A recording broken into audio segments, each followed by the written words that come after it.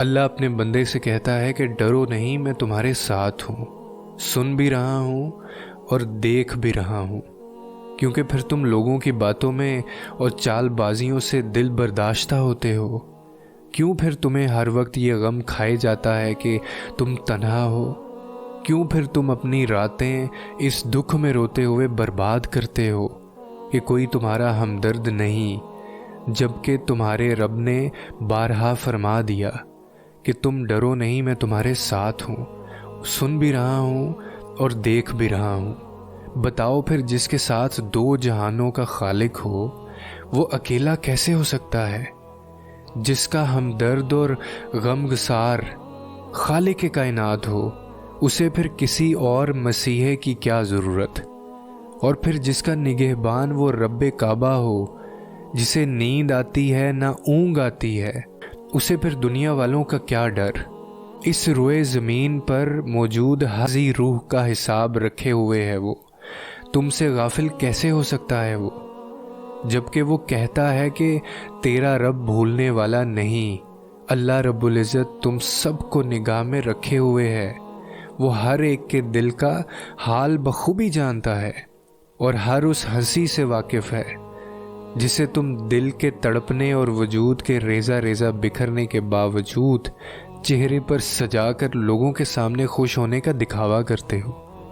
وہ ہر اس کیفیت سے آشنا ہے جب تم درد کے مارے بے حال ہو کر تل تل ہو کر بکھر جاتے ہو۔ وہ خوب علم رکھتا ہے ہر اس اندھیری رات کا جب تمہیں اپنے لیے زندگی سے موت بہتر لگتی ہے، کیونکہ دل کے حالات دل بنانے والے سے بہتر اور کوئی نہیں جان سکتا۔ یاد رکھو، جب آسانی پہنچنا مقصود ہوتی ہے تب آزمائش سخت سے سخت ہوتی چلی جاتی ہے، اور پھر جہاں تمہارا صبر دم توڑتا ہوا نظر آتا ہے وہیں اجر کا وعدہ سچ ہو جاتا ہے۔ تبھی کن کہہ کر تڑپتے ہوئے دل کو قرار پہنچایا جاتا ہے اور ہر دکھ کو راحت میں بدل دیا جاتا ہے۔ خالی جھولیاں بھر دی جاتی ہیں، رحمتوں اور نعمتوں کے دروازے کھول دیے جاتے ہیں، ہر ادھوری کہانی مکمل داستان بن جاتی ہے۔ اسی لیے اللہ رب العزت فرماتا ہے تم سے، تو اپنے رب کے حکم کے انتظار میں صبر سے کام لے، بے شک تو ہماری آنکھوں کے سامنے ہے اور بے شک تیرے لیے بے انتہا اجر ہے میری طرف سے۔ پتہ ہے، جو وقت تہجد اللہ رب العزت کو اپنے دل کا حال سناتے ہیں نا، اللہ رب العزت بھی پھر ان کے دل کو کبھی بے حال نہیں رہنے دیتا۔ جن چیزوں کا تم دنیا سے پردہ رکھ لیتے ہو، ان چیزوں کو جب اللہ کے سامنے بے پردہ کرتے ہو تو وہ اس خودداری کا مان رکھتا ہے۔ جو باتیں تم کسی کو نہیں بتا پاتے، وہ باتیں جب اللہ کو بتاتے ہو تو وہ خوش ہوتا ہے کہ جو تم نے کسی سے نہیں کہا وہ اس سے بلا جھجک کہہ دیا۔ جانتے ہو تہجد لاڈلی عبادت کیوں ہے؟ کیونکہ فرض نمازوں میں اللہ رب العزت تمہیں پکارتا ہے، اپنے پاس بلاتا ہے، پھر تم اس کی جانب جاتے ہو۔ لیکن تہجد میں تمہارے دل کی تڑپ تمہیں اس تک جانے پر مجبور کر دیتی ہے۔ تبھی اس نے تہجد کی اذان نہیں رکھی، تاکہ تم تب اس کی جانب آؤ جب آنا چاہو، خوف سے نہیں محبت سے۔ اور جب تمہارا دل تمہیں اللہ رب العزت کے روبرو لے جاتا ہے تو پھر وہ تمہیں تھام لیتا ہے۔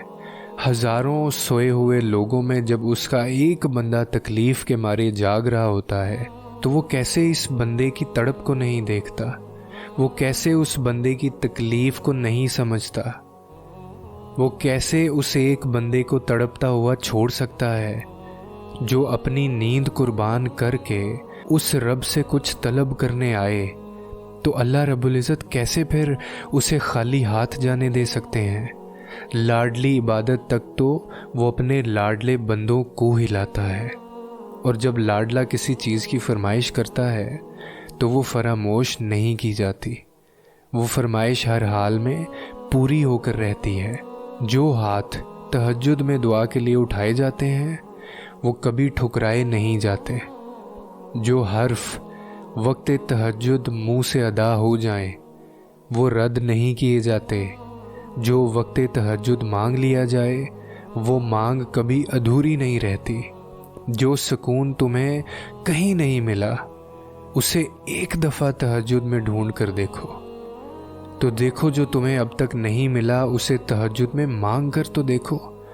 تھوڑے رابطے سے نہیں بنتی تو رابطہ بڑھا دو، دیکھو اللہ رب العزت سے مانگو اور بار بار مانگو، تب تک مانگتے رہو جب تک وہ اس چیز کو تمہاری جھولی میں نہیں رکھ دیتا یا تمہارا دل بدل نہیں دیتا۔ تم اس سے امید لگائے رکھو، وہ اس امید کو کبھی ٹوٹنے نہیں دے گا۔ تہجد کے سجدوں میں بہایا گیا ایک آنسو ساری زندگی بدل دیتا ہے۔ سچے دل سے مانگی گئی بس ایک دعا نصیب پلٹ دیتی ہے۔